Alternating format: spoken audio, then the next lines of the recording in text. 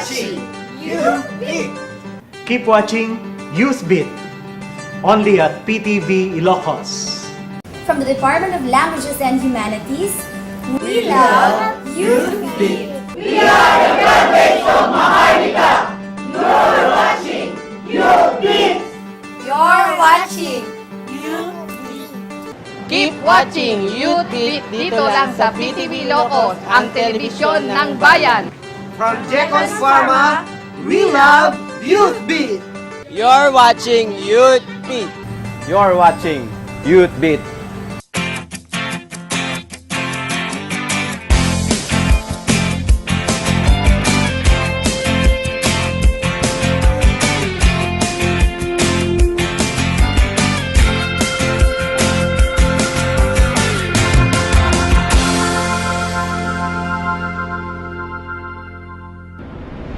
Gaya din ng ating mga magulang, tungkulin ng isang guro na lalawak pa ang ating kaalaman at gabayan tayo sa tamang landas na tatahakin natin sa ating buhay. Marami ang tungkulin ng isang guro sa isang pampublikong paaralan at isang pribadong paaralan.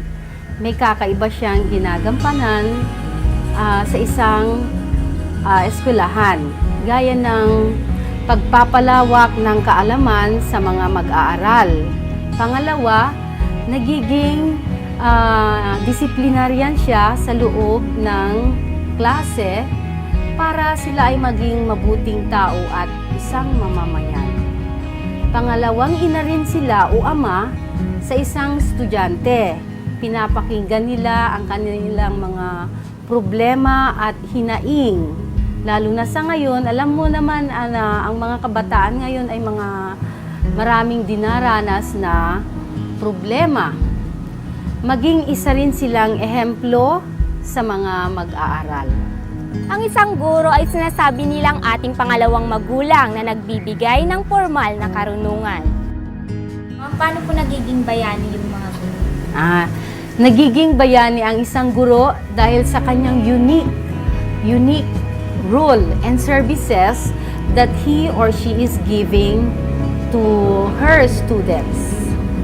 At saka maraming sakripisyo ang isang guro sa isang paaralan. Kaya dahil sa kanyang sakripisyo at kanyang ginagampanan, yun ay isang munting pagiging bayani. Pero ang munti na yun ay nagiging malaki. No? Dahil isa siyang tinatawag natin na nation builder. Diyan, sa pribado naman, marami din mga eskwelahan na pinupuntahan ng mga non-passer. Pero sa isang public school, hindi ka makakapasok kapag hindi ka eligible. Kailangan siyang pumasa ng licensure examination for teachers bago makapasok. Ay, ngayon po, Teachers Month. Ano po yung mga activities natin sa school natin? Sa aming eskwelahan, magkakaroon kami ng simpleng palatuntunan o programa mula sa kinder hanggang sa grade 6. Bawat grade ay may papakitang talento. At dadalo rin ang mga parents ng mga estudyante para sa aming simpleng programa. Meron po ba mga challenges na naiwan yung mga guro, mga hindrance, Marami, lalo na sa kanilang values. Iba-iba ang upbringing ng mga bata. Kaya ngayon, sa panahon ngayon, mahirap silang idisiplina. Lalo na may mga batang laging nag-a-absent, ganun. Siguro may mga bata rin na hindi rin siguro pinapakialaman ng mga magulang. Pero yung iba, okay naman sila. Dahil sila naman ay tinututukan ng kanilang mga magulang sa kanilang pag-aaral. yung teacher po nabubuli? Ano po reaction? Sa elementary, hindi naman masyado ang bullying sa teachers. Pero sa high school, dahil nga minsan may masungit ding mga teachers, kaya binubuli ng mga estudyante. Pero dapat sa mga estudyante, kailangan na alam din nila ang tamang disiplina sa loob ng paaralan. Huwag nilang ibuli ang kanilang mga teachers dahil nga sa mga sakripisyong ginagampanan niya. Ma'am, ano po yung mensahe natin sa mga nais sa mga nais maging guro sa hinaharap, kailangan maging pasensyoso kayo. Kung gusto ninyong maging guro, disiplinado kayo, maging huwaran kayong ehemplo sa mga bata. Sa mga co-teachers, congratulations! Ngayong buwan natin, Teachers Month na tinatawag. Sa lahat ng mga guro sa pribado at pampublikong paaralan, sa sakripisyo at challenges na hinaharap natin, maging huwaran sana tayo sa mga kabataan para sa kanilang ikakabuti at maging mabuting mamamayan. Hi mga kabit! Nandito kami ngayon sa San Vicente Integrated School, ang aming alma mater, 'di ba? Okay, dito din nag-start yung nakita natin yung pagmamahal ng mga guro, 'di ba? Yung mga tuwing Teachers Month celebration, binibigyan natin sila ng mga regalo. Tama. At may mga activities din in line with Teachers Month. Dati pa yan nung elementary pa tayo. But lately, I was really shocked with may lumabas sa national news about sa nabully na teacher. And nagulat ako from Ilocos din yung teacher na nabully. Hindi ko na lang specify yung place. Pero parang teacher mo yan tapos they should be... binabastos Oo, nila. di ba? My God. So, Being a teacher is the noblest profession. Kaya dapat yung mga teachers ginagalang, tapos tinitingala, di ba? Tapos ganun yung nangyari.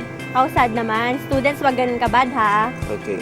And this generation din, pabata ng pabata yung mga nagiging teacher, di ba?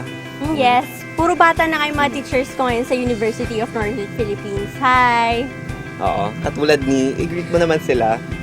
Si Ma'am Novi Ada Urbis, and of course, kay Sir Dean Mark Escobar. Magaling magturo yung mga yan. At saka yung yung na-feature ko po, si Ma'am Angelica Tolentino, napakagaling po. And Oo. napakabata pa nila na nagturo, di ba? Si Ma'am Angel pa rin yung kasama natin dati sa debate. Oo. Oh, debate magaling contest. talaga. Matalino talaga si Ma'am Angel. And of course, yung mga nakikita din nila yung parang magandang way din yung Teachers Month celebration para maramdaman din nila, masuklian din yung sacrifices nila, di ba? Tama. So, guys, mahalin natin yung mga teacher natin. Saludo po kami sa lahat ng mga teacher kasi isa po kayong mga bayani po. Lahat sila mga bayani, di ba? They are superheroes in their own ways. Of course, sa elementary pa lang, namumulat yung mga kabataan kung gaano ba, ano ba yung role ng teacher. Sila yung tumatayong pangalawang mga magulang natin, di ba? At saka yung ano ba yung mga pulso ng kabataan. Kasi may nagsabi na being a teacher, it's a very broad, parang broad yung nasasakupan nito. Kasi hindi lamang na i-blame sa teachers yung grades, di ba? Pati yung pagkatao ng mga estudyante, parang nagre-reflect na rin kung sino yung teachers nila most of the time, pero not all the time naman. And of course, malaki yung papel na ginagampanan nila sa ating community sa pag-mold ng mga future doctors. Di ba wala namang mga doctor, professional na nurses, mga engineer kung walang teacher, di ba? Tama. Kaya doon nagiging heroes ang ating teachers. Sinesave nila yung future ng mga kabataan dahil ang kabataan ay ang pag-asa ng bayan. Okay. Sana kayo mga kabit, madami kayong natutunan sa aming episode at gusto na namin magpasalamat sa bumubuo ng Provincial Government of Ilocos headed by Governor Ryan Singson and Vice Governor Divi Sabeliano. And of course, to our Provincial Administrator, to Ms. Cara. Hi, Ms. Cara. Hi, Ma'am Cara. Okay, personal greetings na natin. Siyempre, hi kay Sir Kelly. Sir Kelly Ferrido. Kay Sir Dennis po, ang ating mga Youth Beat staff. And sa director po natin ng Siglat Ilocanja. At wag din natin kakalimutan ang mga sponsors natin, di ba? Siyempre, ang Mary Pauline Salon and Spa at ang Unica Leica. Si Dr. Rizaldo Ranches po ng RR Ranches Optical Clinic and King Harry Furniture, Municipality of San Vicente, headed by Mayor Jose Tabanda III and Vice Mayor Nancy D. Tabanda. Hi po. Sino pa? So, kontento, tsaka makakontento kayo dyan. Ano pa yung mga sponsors Mega natin? Fitness Gym. Kay Sir Michael Chan po, hi. At huwag din natin From the makers of Cogisan. Oo, from the Ang makers. bagong sponsor po namin. Jacqueline's Pharmaceuticals. Oo, at saka Two Brothers Grocery po. Thank you. Ano pa? Lazo Family from San Vicente. And of course, Happy Teachers Month sa lahat po ng teacher namin from San Vicente Integrated School, St. Paul College of Ilocos and from the University of Northern Philippines. Personal greetings na. Hi kay John Dale Mark Borges, sa mga babies ko, si Stacy and Kit. And of course, to Eliza Palola. Yung mga classmates ko dyan, sila Miss Marquez, Krista Marquez, and Of course, wag din natin kakalimutan our mom and dad, di ba? Kay mama po, get well soon. And of course, sa lahat po ng mga nakasubaybay sa... Jackie. Si Jackie Pulier po ng Hi, Magsingal. Jackie! Hi. And of course, To from Ate Abra. Ash. Si Miss Ash. Advance happy birthday, Miss Advance Ash. happy birthday, Ate Ash. At saka, happy birthday din po pala kay Tita Presi po. Tita Presi Raquel from San Julian, Vigan City. And to Raquel family po. Hi. At dyan na, for more updates, infos, and entertainment, just log on to www.youtube.com/youthbeat or you can visit our page via Facebook. Hanggang sa muli, sabay-sabay nating pakinggan ang kanilang adhikain. Kilalanin ang kanilang tagumpay. Alamin ang solusyon sa kanilang problema at makiisa Sa pulso ng mga kabataan.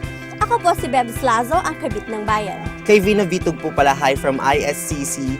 And of course, sa ngalan po ng PTV Ilocos at sa Provincial Government of Ilocos Sur at ang ating pambansang kabit na si Phil Pajarillo. Ako po, si Ryan Lazo, ang inyong official kabit. This is Youth Beat. Medyo itayo ko ng konti pa.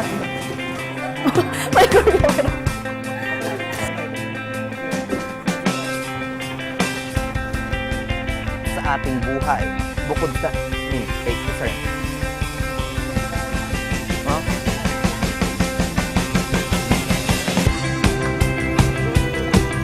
Okay. Nagsimula ito noong 1994. United Nations Educational, Scientific and o UNESCO na may advokasya na may papalam na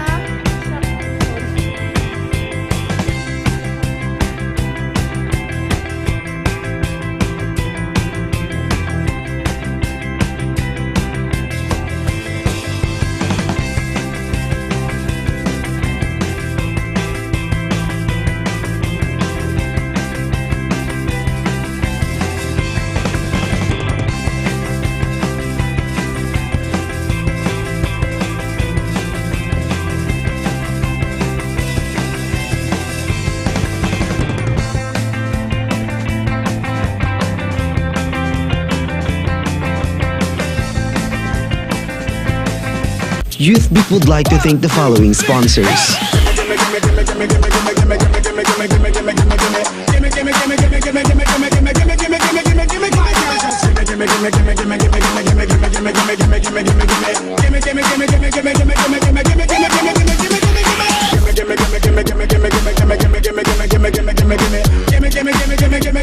You're watching Youth Beat. From Jekos Pharma, we love Youth Beat. You're watching You're watching Youth Beat. From Sonic Antenna Reservoir, we love you, Beat. You're watching Youth Beat. You're watching Youth Beat. You're watching Youth Beat. Hello everybody, this is Angelica Tolentino from the Department of Languages and Humanities, UNP, and you're watching Youth Beat.